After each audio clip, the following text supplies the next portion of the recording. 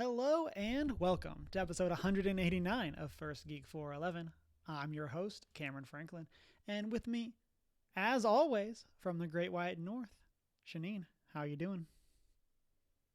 Doing good. Oh man, mistakes were made. I'm sorry. We're Gonna fixing the say screen. the video looks Okay. wild. I literally, this is staying in. We're not restarting. I literally always forget That's fair. that my monitors aren't the same ratio. And if I switch us from one screen to the other screen, I have to redo everything. So here we are. That's staying in. So, um, I'm going to be Wild. honest. I was distracted by my mess up. Shanine, I did not hear. How are you doing? Doing pretty good. And joining us from what I assume is balmy California, Emma, how are you? It was a pleasant, 70 degrees today. So, pretty good. Pretty Nice. good. Semester's winding down, so I suddenly have a whole lot of free time on my hands. Time to beat all of the video games. Yeah. And finish this other puzzle in like a week, less than a week. And do all the reading, watch all the things, play all the games. Mm-hmm. Speaking of which, I saw a unboxing for the Horizon board game. And while I don't necessarily know if that would be your thing, I think how cool the minis are for it would have your attention. I mean, I've considered getting it just for the minis alone. Yeah. So I'll send you the link. But I'll honestly, yeah. Yeah. I mean, just from what little bit I've seen and read about it, it seems like a really fun game that if I had the $100 to spend on it, I would get. Yeah. So. This week, we got Harry Potter teasers, Charlie Cox back as Daredevil, ? And then Spider-Man Across the Spider-Verse Part 1 first look. And then we're getting into the season with our top 3 Christmas movies. As always, you can find us on our social media as OneGeek411. Join that Discord server if you want to hang out. And shoot us an email at 1stgeek411@gmail.com. You can also check out our website, onegeek411.com. Watch live on Twitch Monday nights, 6:45 Mountain Time. Be part of the post-show chats. And then go over and check out our YouTube where you can like, comment, and subscribe. And then you can rate and subscribe wherever it is that you listen to podcasts. And then check out our Redbubble store. Let's get into what we've been up to this past week. Shanine, why don't you start us off? We're mixing up the rotation. Oh, me. I've been up to Christmas stuff. I'm wearing Christmas sweater. Got almost all the Christmas shopping done. Decorated Christmas stuff this weekend.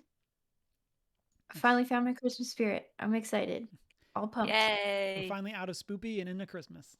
Yep. So I have a question about, and I always am hesitant about the make Shanine explain Canada to us questions.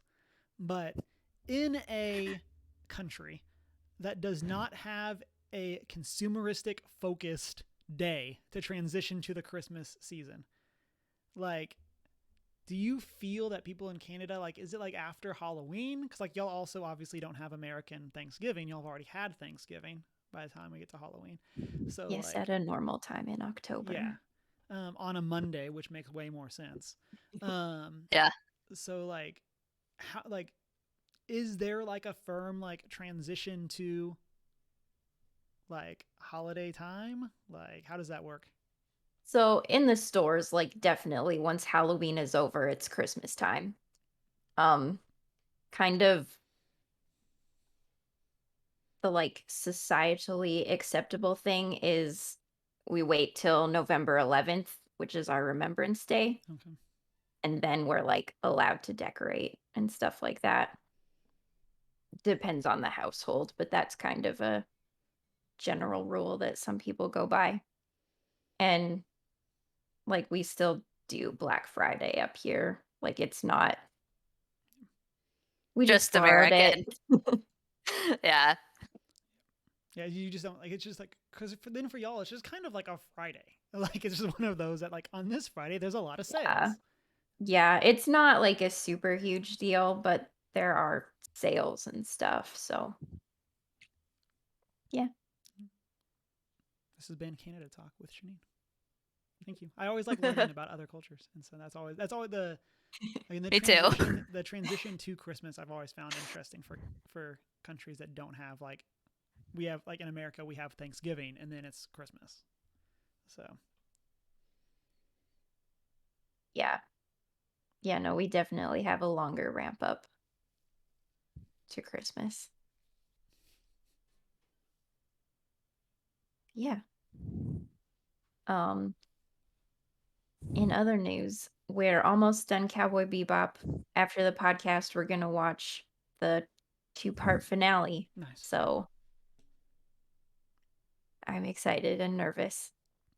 I haven't started it yet. I haven't either. But yeah, this is the anime, not the live action. Okay. I'm really enjoying it. It's delightful. Mm-hmm. Is y'all's plan? I know we had discussed this last week. Is y'all's plan to go like immediately from the anime into the podcast into the live action, or are y'all gonna take a break and watch something else and like circle back to it, or? I don't know yet. For sure. There's just so many things to watch. So I don't know if we'll by default just watch something different to take a break or what. I guess we'll figure that out tonight. Yeah, you'll know if y'all immediately go into watching the next episode of the live action. Yeah. Yep. And we also got to play D&D this weekend. Our in-person group, it's been a while since we've gotten to meet, and so that was fun. We spent 3 hours in a sewer. It was great. Fun. Probably took way longer than it should have. Yeah. And that's kind of how I feel about our latest episode, like going back to it, as if it's like we spent a lot of time on that roof. Yep. Yeah.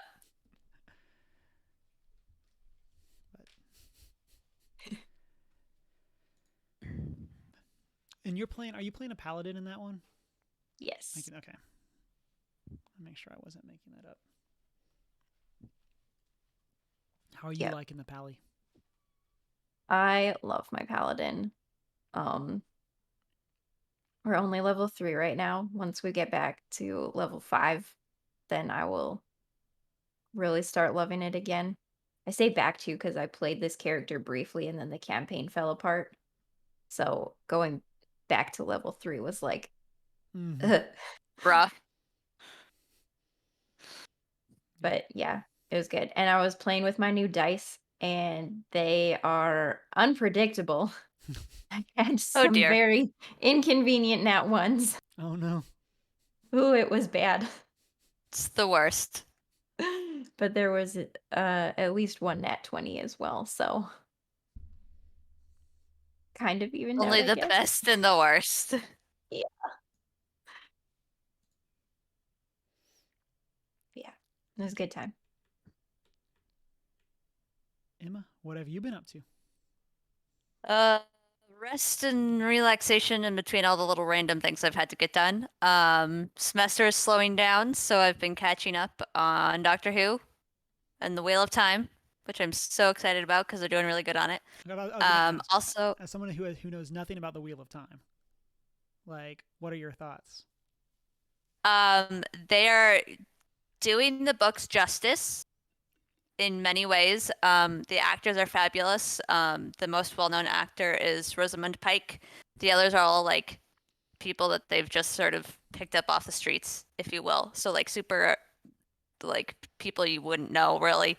They're doing great. The one sort of major disadvantage is in the books. So you do jump from character to character in the books, sort of from in each chapter. So you get to see inside their heads. And you don't really get as much of that in the show. Like you don't get to see inside their heads in the show, if you will. So it feels a little disconnected in that sense. You don't get to know the characters as well. But overall, they're doing the books justice, in, every way that they can, which is enlightening because I've been talking about this series for the past 6 years of my life because I love it so much. And they aren't totally destroying it. And they're doing a pretty, all of the little things that I could nitpick, I'm just like, well, you know what? Those are things that, I'm just nitpicking, and, they are overall doing the books justice so far. And it's fun to see that world come to life. So I would recommend it. How do you feel that, as someone who, again, knows literally nothing about this, how do you feel like would be for a newcomer? I mean, that's kind of difficult because I know so much, but I think for a newcomer, it would be pretty easy to pick up. Again, I am so this season is literally the first book, just the first book. And I'm on book 6. So I'm sitting here watching it going, I know all of these things that are 5 books of knowledge in advance. So I know what they're doing and hinting at because I have that information already. But looking at it from the standpoint of someone who literally has never seen it at all, they are doing a pretty good job of sort of explaining the world in a way that doesn't dredge it down. And the nice thing also is it's Amazon Prime, so they have the X-ray trivia boxes where they give additional information if you want to read more into it, which is also kind of cool. So they give the audience information in the actual episode and stuff. They don't just nix it out completely, but they do also then give, if you want to read more, here's whatever, because it's a super in-depth world that he's created with its own magical laws and everything. Only women can channel magic for this very in-depth reason and all of that stuff. So it's they touch on it, and they explain it, but then they go more into it. Anyway, I think for people who haven't read the books at all, I think it's, it's not like you're jumping in and going, I have no idea what the heck is going on. You can catch on pretty easily. So, yeah. So I've been catching up on those. I picked up watching the Critical Role Campaign 3 again. I'm almost done with episode 2, and I am loving it, and just getting back into that world of D&D, and it's just fun to watch these characters and these people to play a game that I'm getting into myself. Still totally love Fresh Cut Grass. Still my favorite. Yes. Fresh Cut Grass is great. Yeah, he's just an innocent little robot. Just living his best life. Just living his best life, wandering around healing people and trusting strangers to the fullest. And then I've also been reading quite a bit because, again, I have some more free time. I've been reading our book club book and very much enjoying it. Lots of thoughts. And our book club yeah. The Witcher, The Last Wish, that we'll be doing a book club yes. on Thursday, Dun, December dun, 23rd. dun. That one, yes. That book club book? That book club book. Some choices were made in how it was opened, but we will talk about that once book club comes. Yes. So yeah, I've been really enjoying being able to get back into reading. So for me, I think right after podcast last week, I started playing Deathloop, which is a time loop first-person shooter puzzle game. And so the basic premise is that you are this guy named Colt, and you're on this island, and every day it resets back to that morning. And the only way to break the loop is to kill this group of people called the Visionaries. But the problem is that they're never in the same place. And Interesting. So in order to kill them all, you have to basically figure out how you can get the 8 of them in groups so that you can then take them out quickly. And so it's kind of like a puzzler where like every time you go through, you're chasing leads, and then as you like do more leads, then you gain more background. So like I just found out that 2 characters will be in the same spot on a specific afternoon at a specific location. So I can now go to that location and I could kill both those visionaries at once. And so that's kind of the gameplay loop of how it works. And then it has like a lot of really cool superpowers. So like some of them are like kind of stereotypical. Like I just got basically telekinesis, where I can like pick up bad guys and throw them. And then there's like the ability to teleport like short distances. So that's a lot of fun. And then one of the other ones that I've been enjoying is I think it's called Nexus, but you basically shoot out like an energy pulse, and then any enemies that it hit get linked together, and what happens to one of them happens to all of them. So like, that's cool. Yeah, so it's like a really fun like stealth thing where you can hit like 3 enemies with it, and then like stealth over, and then hit one of them and kill all 3. And so I've really been enjoying it. I'm probably about 6-ish hours in. I think I'm on day 3. And so I have no clue how long it's supposed to actually go. But it's definitely pretty fun. And if I haven't fully died yet, basically you have 3 lives per part of the day. And so if you ever lose all of your lives, you wake up the next morning and any progress that you haven't been able to save is lost. So interesting. I've really been enjoying it. It's by the same developers who did Dishonored, which I've never played. So I know people like those, but I never got to them. But if you like first person shooter puzzly type games, it's pretty cool. It has a fun story. I don't know how much of it I'm going to actually read. There's a decent chunk of like the read all these letters, or you find this computer and here's 8 emails, like that kind of thing. But it does pretty well of like if you figure out a code, the code is just in that location from then on. So like if you go up, you don't have to actually remember the values. It just lets you say, it just like pops up, says the code for this is, and then lets you like autofill. And so that's pretty forgiving also. But, that's helpful. Yeah. So I'm liking that. Streamed to The Last of Us. Finally got to winter. Man, I forgot about like the middle third of that game. And so had a good stream on Sunday with that. And then started playing Gloomhaven Jaws of the Lions, which is kind of, it's really funny because it's like an introductory game to Gloomhaven. And then it's like 25 scenarios or something like that. And so it's like each scenario is like about an hour. So like the introductory game is like 25 hours to play. But so far it's really cool. We've only done the first scenario. So we like picked our characters and started punching some bad guys. I'm this really short person that like throws bombs and like is straight chaos. So for obvious reasons, I had to play them. And then, they're basically like Shakar with explosions. Like is really what it is. Oh, it's a board game. Mm-hmm. Okay.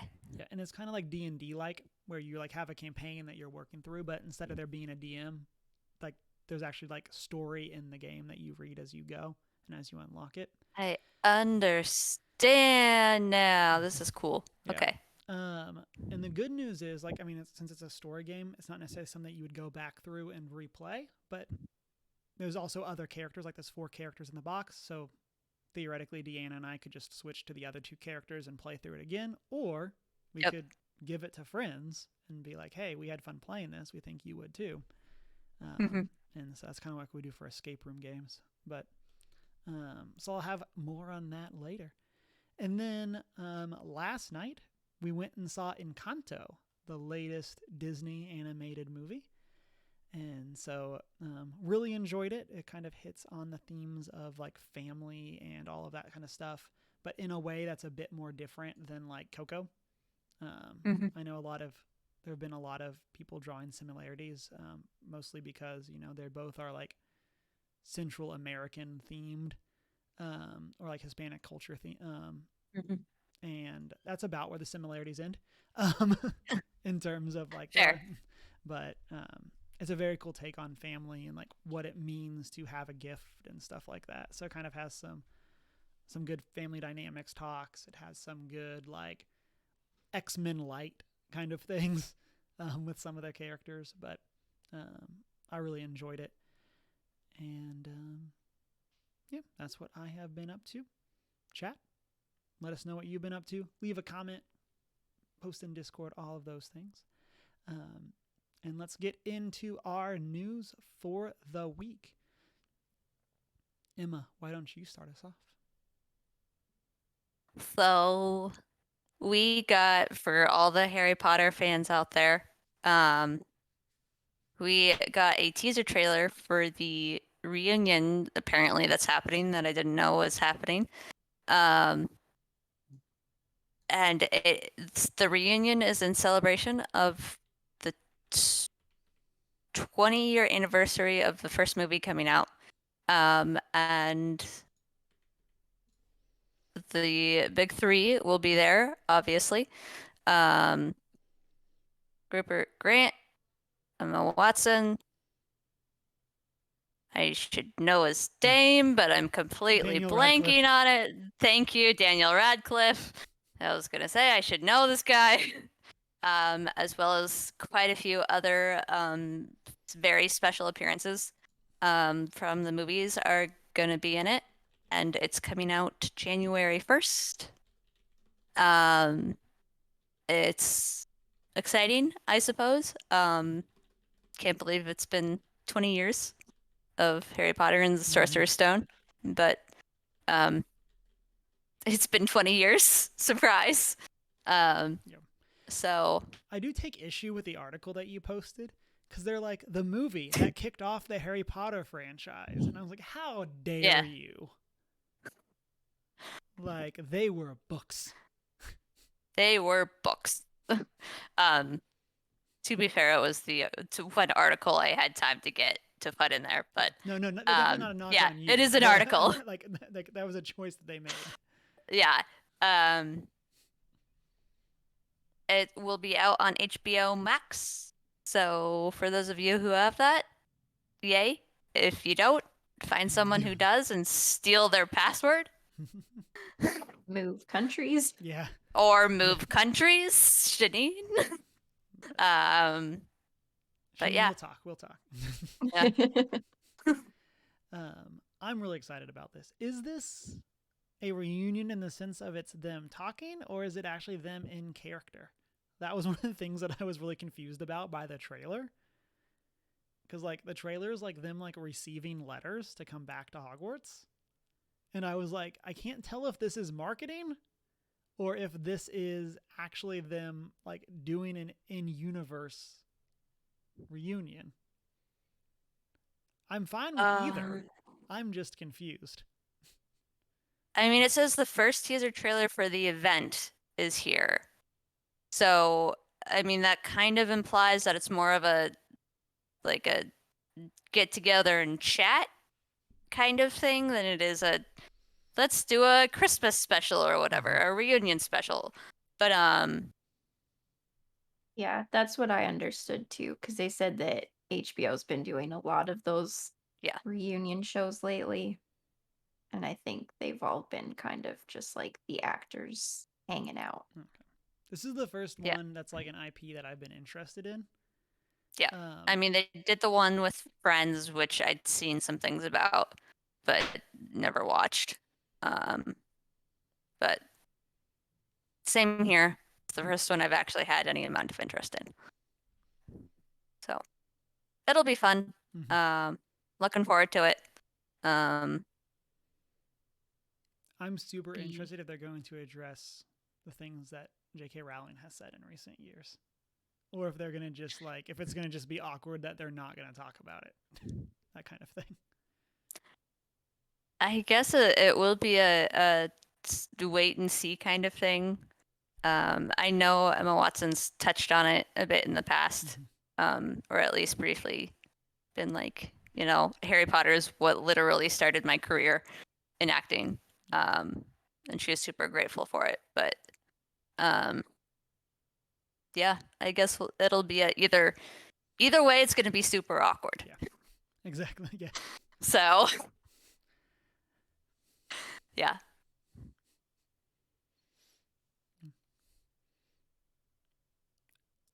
It's what I got. What do you got? Okay. Super exciting news that I heard about belatedly and totally made me cry this morning. Charlie Cox will likely be reprising his role as Daredevil in the MCU at some point. At some point? Question mark. So, in an interview, Kevin Feige said, if you were to see Daredevil in upcoming things, Charlie Cox, yes, would be the actor playing Daredevil. Where we see that, how we see that, when we see that remains to be seen. And the fans are taking this as 100% confirmation that we will see Charlie Cox soon. Yeah. And so am I. And so am I. I am those We're fans. all so excited. So excited. I feel like this is the most like manage your expectations announcement, and I am also refusing to manage my expectations. Charlie Cox in No Way Home confirmed. Like, right. I'm so excited. Even if he shows up for like 10 Exactly. seconds, that's fine. I just need a blonde lawyer protecting Peter Parker, like, in court. That's all I want. Like, yep. Give me Charlie Cox. So here for it. I love him so much. Yeah. I'm so excited. It's all I've ever wanted. Mm-hmm. It's all any of us Marvel fans ever wanted. That whole more Charlie Cox. So good. Before we started the show, we were joking about doing our top 3 Charlie Cox appearances, and the joke was that they're all just the Defenders series. Daredevil, yeah. Daredevil. I'm so happy. I'm also very curious what this means. Like, obviously we have I feel like we talk about this every week. We're going to talk about it as our next story too. Now that we have multiverse in the MCU, like, what does this actually mean? Like, is this he gets pulled in from another universe and that's how they address the Defenders series not necessarily being canon anymore? Like, does this... Well, didn't they originally set out for it to be canon in MCU, and then it just kind of derived? Yeah, it's one of those things that, like, it's kind of unclear. Deanna and I were talking about this the other day. It's the same with Agents of S.H.I.E.L.D., where Agents of S.H.I.E.L.D. is supposed to be canon, but it's very weird that nothing from that series has influenced the rest of the MCU.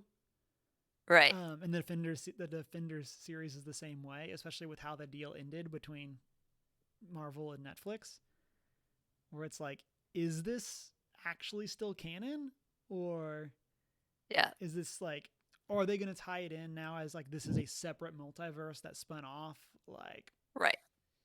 But the thing with the Defendants though, in comparison to Agents of S.H.I.E.L.D., is that I feel like they could take that collection of TV shows and make it fit into the bigger universe much better than the Agents of S.H.I.E.L.D. sort of collection. Like, the Agents of S.H.I.E.L.D. collection just sort of derailed and fell apart, whereas, like, with the Defenders, they had a sort of a mini bigger picture that they were going for with it, that connected the various shows, and like they could, from what I remember, there were a couple of references to the movies throughout the shows, so they could like easily, it would be less jarring a transition however they do it with like that set of characters rather than Agents of S.H.I.E.L.D., where it's just like, yeah, okay, now you're just trying to get our money from us, which is what you're trying to do anyway. Mhm. But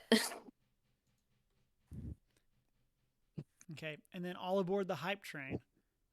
Does this mean we're getting Kristen Ritter, Mike Coulter, and Finn Jones back as the rest of the Defenders? Is this our full hype train? Are they all finally coming back?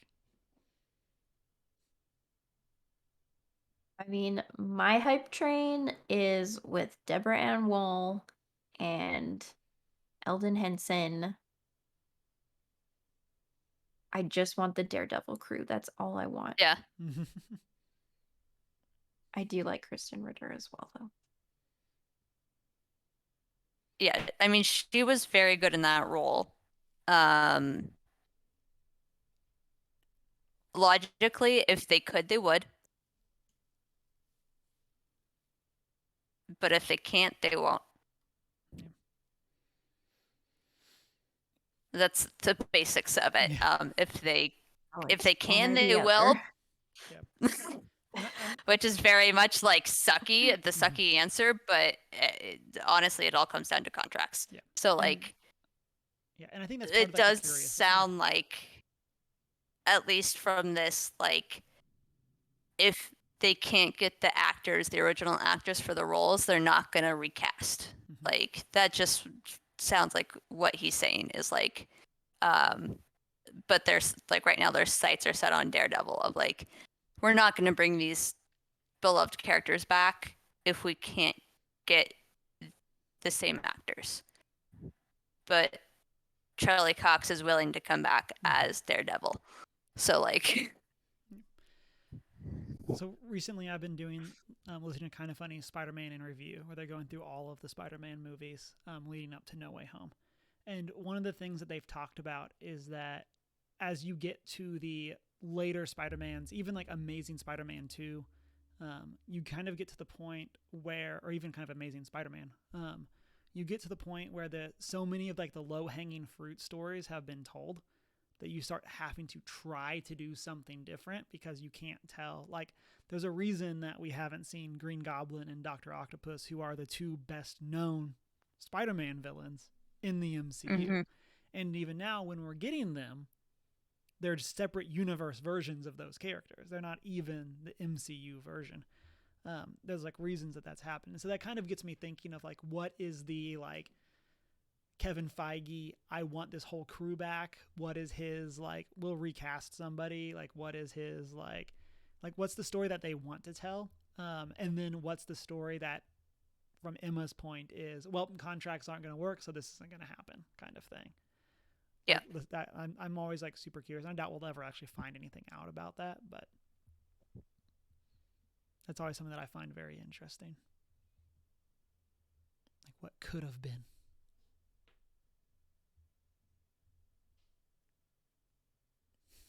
Like, what if they were just on Disney Plus to begin with? But,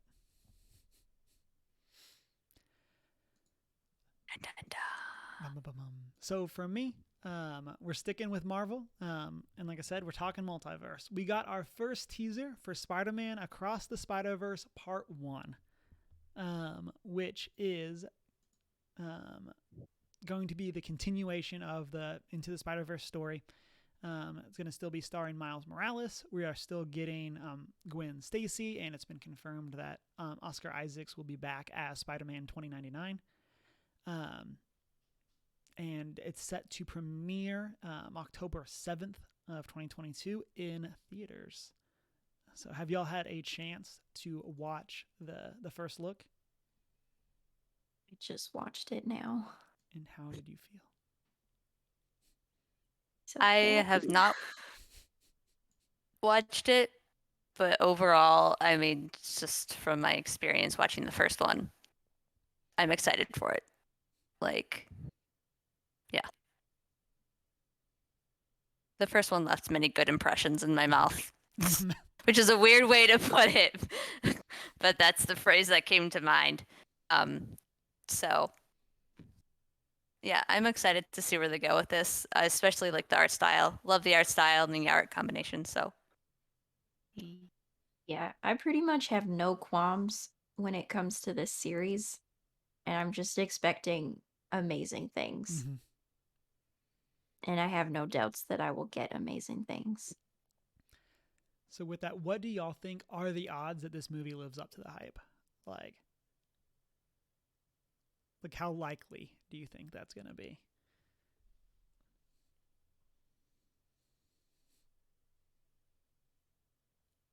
$75%.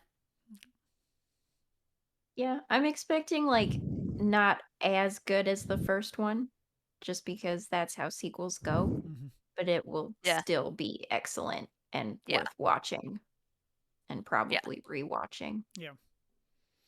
I don't think they're going to completely fail it, but there is sort of that margin of error as a sequel of like, I don't think it's going to totally meet fans' expectations, but it's also not going to be a complete failure because they know that it's something they have to do decently on in order to get the return in money, honestly.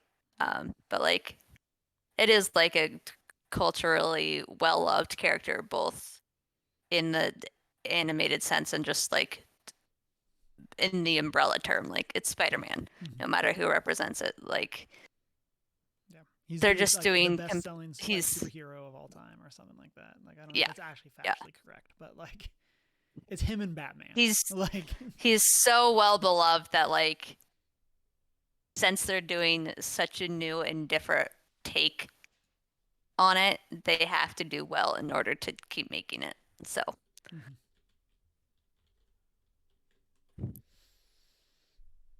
I've talked about it before. Spider-Man into Spider-Verse is probably one of my favorite movies of all time.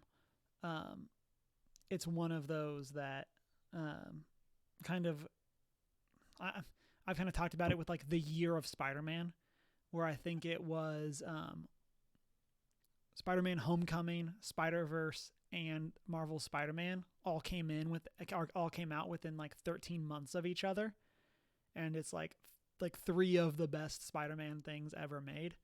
You can at me on those, and I think it's going to be very interesting to see if this can live up to that hype. Again, like I think the odds of this being a bad movie are extremely slim. Yeah. But I think I just don't know if this is going to be, even in my heart. I don't know. Maybe this is me bracing myself, of I just don't know if this is going to be, when it's now it's a known quantity of how good Spider-Verse was. That being said, Mitchell's versus the Machines was also fantastic. So like, they've proven that they have like the chops to keep things going and like to keep this style and things like that. But I don't know. I'm so excited. I'm so scared. I'm probably, so I feel like my like No Way Home take is like, I'm up for literally whatever. Like, we have no clue what's coming. Could be literally anything. And then for this one, I'm now I'm scared. But yeah. Do y'all have any hope? We've seen Miles Morales. I love the line, "I'm grounded," and then Gwen says, "But is Spider-Man grounded?" And then she drops out the window. Yes, that's what I want. So we have them confirmed, as well as Spider-Man 2099. And with that, we have not seen villains. Do y'all have any hopes for what we would get? We had Prowler and Kingpin last time as our main villains. What do y'all want to see? How familiar are y'all with the Rogues Gallery? I mean, this is one of those situations where I'm personally like, I'm down for whatever. Just because I enjoy it, but I don't know the bigger Spider-Man world super well. So I'm just like, I'll take whatever you throw at me. As long as you do it well. I just, like, I'm here for the art style, honestly. I love the style of it, love the humor of it. So as long as they keep up with that, I'm like set. But and then I we think also had like Doc Ock. I forgot about her. Yeah. And that was a great I take on liked Doc Ock too. that was like the what's the word I'm trying to think of? Like the overemphasis on their style with the bad guys was fun. So I don't know.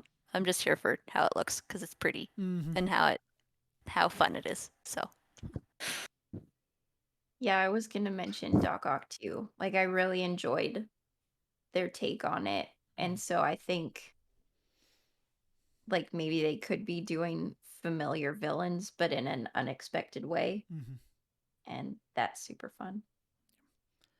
I think for me, I really want to see them basically do exactly what Shanine just said for Rhino. Because, like, I feel like a Rhino in this art style, maybe even with some sort of twist on the character, but, like, pulling in Rhino, I think would be a very cool, like, C-tier villain for the movie of, like, Rhino is the goon kind of thing that's working for someone else. I'm not familiar enough with Miles's Rogues Gallery, and if it's that much different than Peter's, I'm not. Like I said, I'm not overly familiar. But I would like to see that. I'd like to see. I just had it and I forgot. Here I am. Oh, kind of similar veins to Rhino. I'd like to see the Lizard back after Amazing Spider-Man 1. That's another villain that I think would be it'd be very cool to see a take on that character in the animated style that doesn't look as wonky as the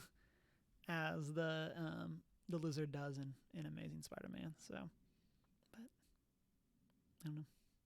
I'm scared. I want this to be good so bad. But,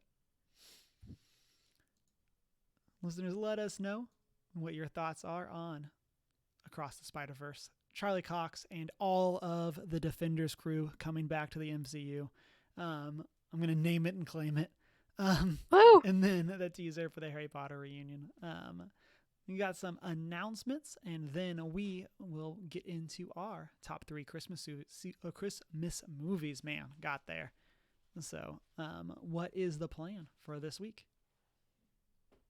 Okay. Oh, go ahead. Okay. I finished up Little Nightmares last week, so I think I have some King's Quest left. We'll be doing that tomorrow. Nice. I will hopefully, if I remember, stream at some point on Thursday, because I have the day off. I just got to do some prep work in my Danger Ocean. First before I can go back down into the dark deep down with the boats. So the plan currently is yes, I shall stream some Subnautica. And then for me, I should be back on Sunday. I think I'm like 2 streams away from finishing The Last of Us, but there were also some requests in chat that I do some Deathloop. So we will see.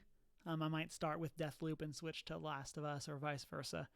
Like I said, I actually went and looked after, again, literally forgot the middle third of the game. And so I went and looked, and I do think I'm actually, like, again, about 2 streams away from finishing. So I might try to knock out some next week and then dive in and try to actually, like, finish the whole game the next time. We'll see. And then, as we mentioned at the top of the show, we're about 2.5 weeks away from December Book Club on The Witcher: The Last Wish. So be reading, everyone. I say to myself. And so, because this book is longer than I anticipated it being, but it's a pretty quick read. So, yeah. As far as like the content per page goes, it's not Dune. So, no.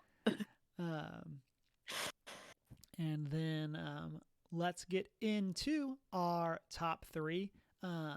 We are doing top 3 Christmas movies. As always, there's literally no rules. And I'm also going first. And so Go for it. my first pick is Nightmare Before Christmas. Is it a Christmas movie? Is it a Halloween movie? Why not both? And so I really like Nightmare. It's one of those movies I had not seen until I was older. And so I really enjoyed it. The first time I watched it, I was like, isn't this supposed to be a kid's movie? Plot twist, it's not. Good old Tim Burton. But Wild. yeah, I really like this, and I really like the overall themes of this movie. We're going to kind of get into this some with these picks, of course, with it being Christmas. But like, I liked the theme of finding your place, and yeah, Jack's a cool character. So, Shanine, what do you got? All right. Hands down, number one Christmas movie of all time, The Muppet Christmas Carol. Okay. I was going to put that on my list, and I figured I wouldn't get to it. Yes. No. It's brilliant. It's heartwarming. It's hilarious. It's spooky.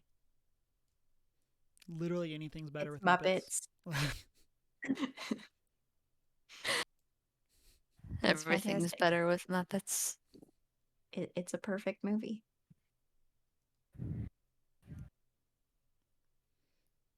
Emma, what do you got? I got for my number one, A Christmas Story, because it's funny and it's classic, and we watch it every year for Christmas. And I'm pretty sure I said this last year as well, but I'm going to say it again because it's a good movie. There's a reason it's on my list. So yeah, A Christmas Story. Still haven't seen this one. Yeah, if I say and then I'll say the same thing I probably said last year.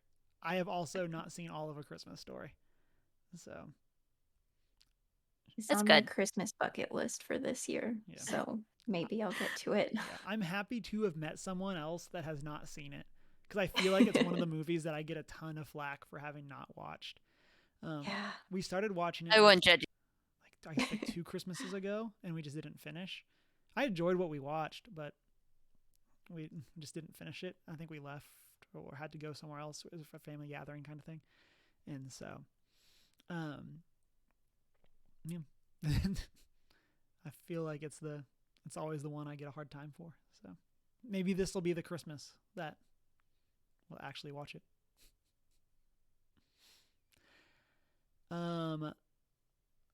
My next one I'm going to call out isn't really a Christmas movie. It just takes place at Christmas. You can at me on that one as well. It's Home Alone. There's one scene that's like really Christmassy, and then the rest of the movie just takes place during the winter. It's such a fun movie. Obviously, like, Kevin McAllister is like a psycho. But it's so goofy. I love the charm. I didn't watch the newest one, but I'm going to just assume they shouldn't have.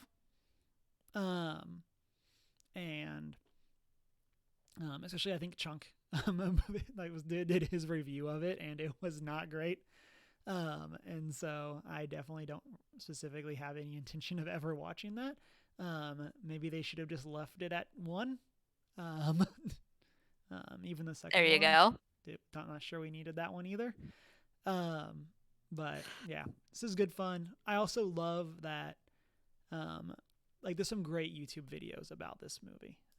It's so, you can go and kind of look into, there's so many of, the physics channels that have done great videos on the pranks, or I say pranks, the murder death traps that Kevin McAllister builds.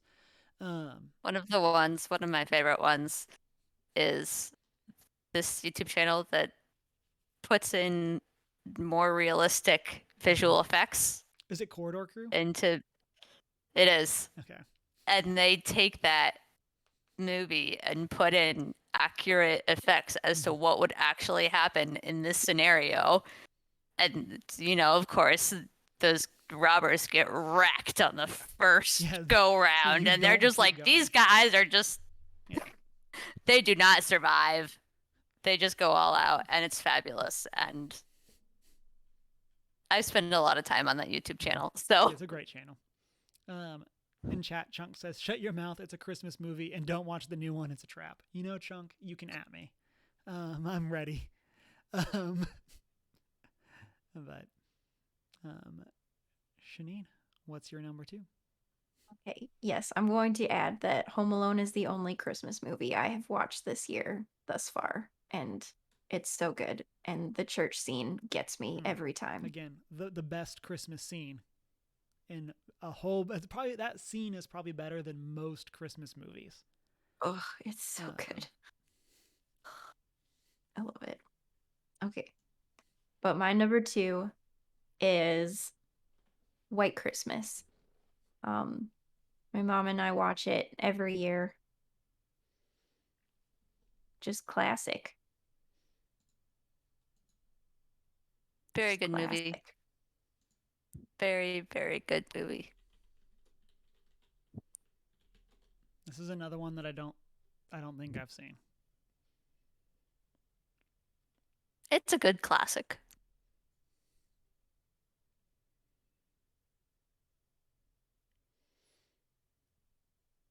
So the IMDb plot that I can see on Google is a successful song and dance team become romantically involved with a sister act and team up to save the failing Vermont Inn of their former commanding, and that's where it stops. Officer. But it just goes to ... It's just like Yep. That is pretty accurate. They go jumping through the floor at some point. What?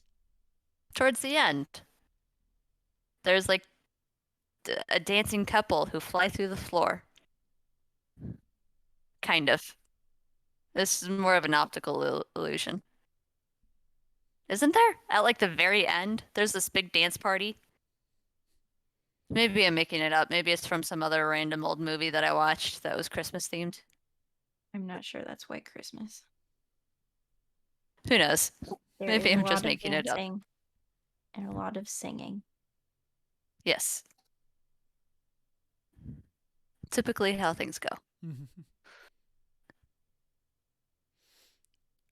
Emma, what is your number 2?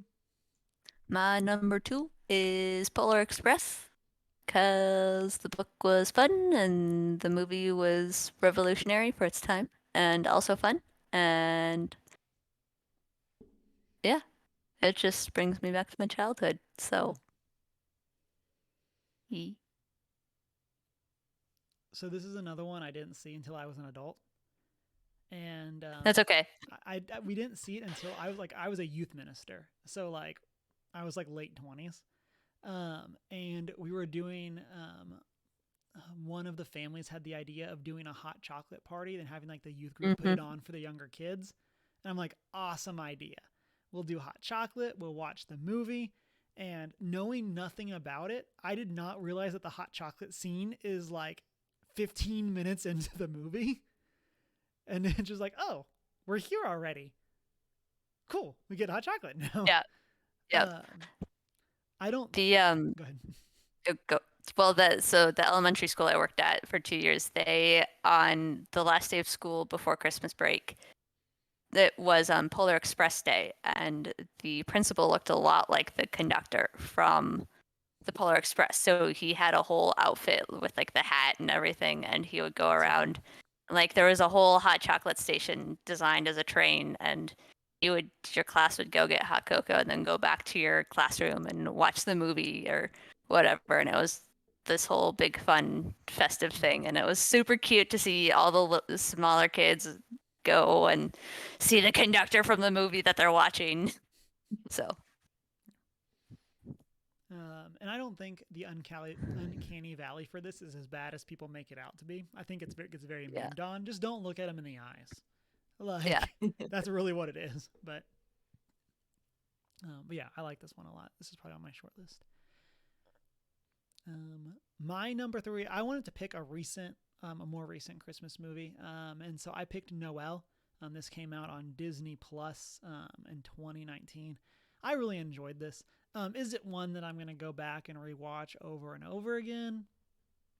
Probably not. But I would definitely watch it again. It has Anna Kendrick in it. playing Noelle, as she basically has to pick up the slack for her brother not wanting to become the next Santa Claus. And so I really liked it. It's a fun story. Again, kind of even tying into what I discussed earlier with Encanto. Has a fun family story. And it's very fun to see that idea of legacy, where you have both sides of, like, does this person want to take over as Santa Claus, and the challenges that brings in. And so I really enjoyed it. Definitely recommend, especially as for like the more recent Christmas movies. Yeah, it was surprisingly enjoyable. Yeah. I don't think it's like the best cinema out there, but it's good. Like, For a cheesy Christmas movie, my expectations were very low, right, and it surpassed my expectations. yeah, so. I definitely agree.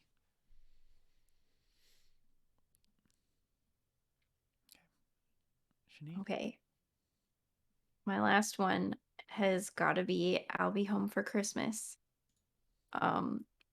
It is with Jonathan Taylor Thomas and Jessica Biel and that other actor from like every 90s rom-com movie that I can never remember his name. And it's really bad. It's a really bad movie, but I love it and I watch it every year because it's hilarious. Good movie. I also have not seen it. It's funny. Basically, he's just a really bad person and gets a prank played on him right before Christmas because he got a lot of other people in trouble, and they like glue a Santa suit to his body and leave him out in the middle of the desert. But he's trying to get home to his family because he's at college. He's trying to get home in time for Christmas Eve dinner so that his dad will give him like their project car. And also he has to win Jessica Biel back.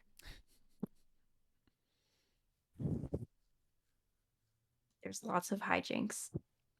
It's very ridiculous. It's a good cheesy movie.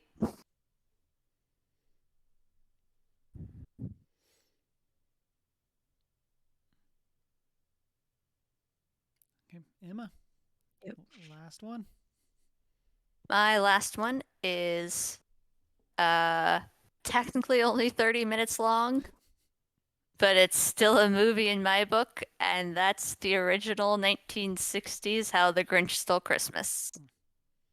Because it's a classic, and the one I grew up with. Somebody has to say the Grinch.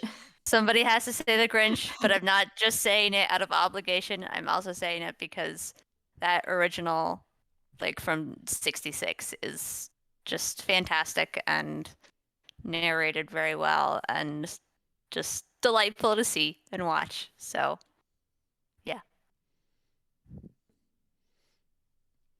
And then lastly, I want to do honorable mention for Elf. It's one of my favorites. Did not make my list. Probably my number 4. But I do want to say Elf is fantastic. So very, very fantastic movie as well. That was one that I hadn't put on my list because I figured somebody else would mention it, and then no one did. And then I'm like, okay, well, I got to say something. I thought about it. Yeah. In chat, Chunk the Hut says, number 1, Home Alone. Number 2, Gremlins. Number 3, Die Hard. So that is a good list, although I have not seen Gremlins. Is Gremlins a Christmas movie? It takes place at Christmas. Oh, I have not seen it, so.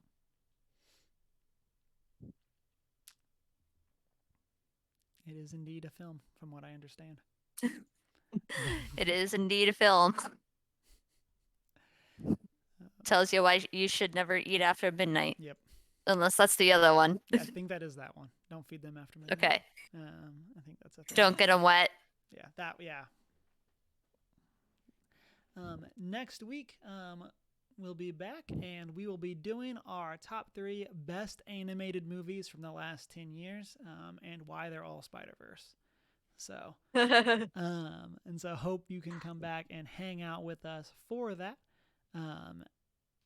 As always, you can find us as One Geek 411 over on our social medias. Hang out with us in our Discord server, and then shoot us an email at 1stgeek411@gmail.com. Be part of our post-show chat that we're about to have on Twitch Monday nights, 6:45 Mountain Time, and then find the videos over on YouTube. Then you can rate, subscribe wherever it is that you listen to podcasts, and check out the show notes on our website, OneGeek411. You can also find our personal social medias below us on the screen. But if you're an audio listener, mine is Humar Whittle. Mine is I am not prepared with an I. I'm the Hoot and Howl on Twitter and Hoot and Howl Tales, TALES on Instagram. And it's been a great week. Read a book. Go for a run.